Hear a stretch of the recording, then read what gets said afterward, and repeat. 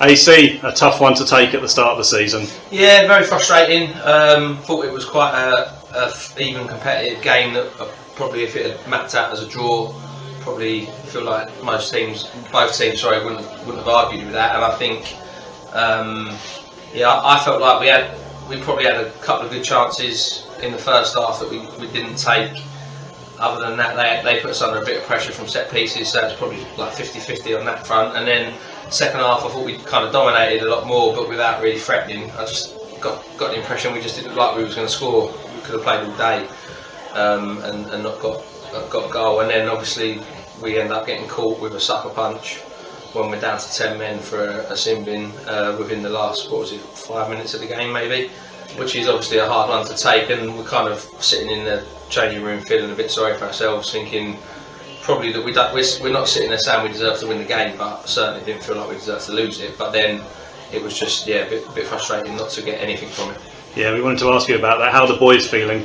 Yeah, they're a bit frustrated. Like we tried to obviously just focus on the positives, which there were a lot of positives in the game, to be fair. So I think it was a solid performance again from both sides. Two very competitive sides, I thought.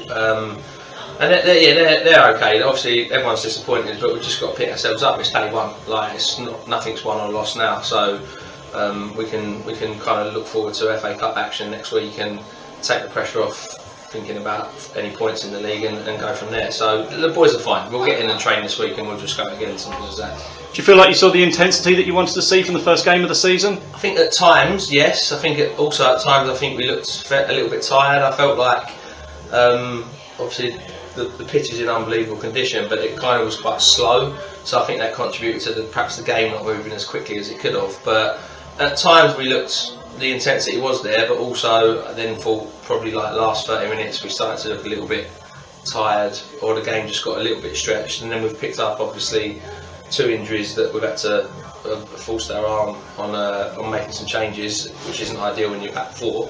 And then, as I said, we've had a sin bin, which fundamentally has probably cost us really.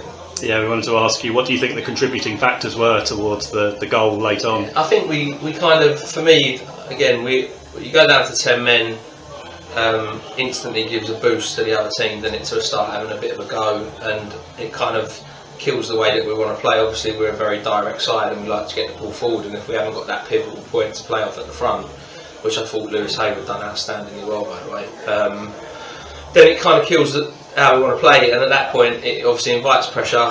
They've obviously hit a decent ball out to their winger. We haven't got tight enough, in my opinion, of giving him too much space to allow him to get into our box, and he's hit a great strike at the near post. I don't know whether it kind of went through Tank's legs. It's one of them where the guy's hit a decent strike and it's gone in. You could probably critique that all day long, to be honest, but I think for me the biggest contributing factor to that is the fact we're down to 10 men, and we just shouldn't have been just a moment of madness from Wale, unfortunately, getting sin bin when he didn't need to, and that fundamentally cost us. How do we cut out things like sin binning? Well, if players continue to do that, they won't be at the club, simple as that. And I've just told that player that as well, because again, it isn't directly, you can argue it's not directly impacted the goal, but it kills us as the way we want to play. So you just got to learn. I mean, he's old enough and experienced enough now not to do that. So fundamentally, if he does that again, I will literally get him out of the club, simple as that. It sounds harsh, but at the end of the day, I feel like it's cost us. So you just got to cut it out. You just be sensible, use your brain. People are intelligent, like, come on, it's a stupid decision by him, to be honest with you. And up next, a big one in the FA Cup extra preliminary round. What's your thoughts going into that? Yeah, I think I've already said, probably not the best draw that we could have got.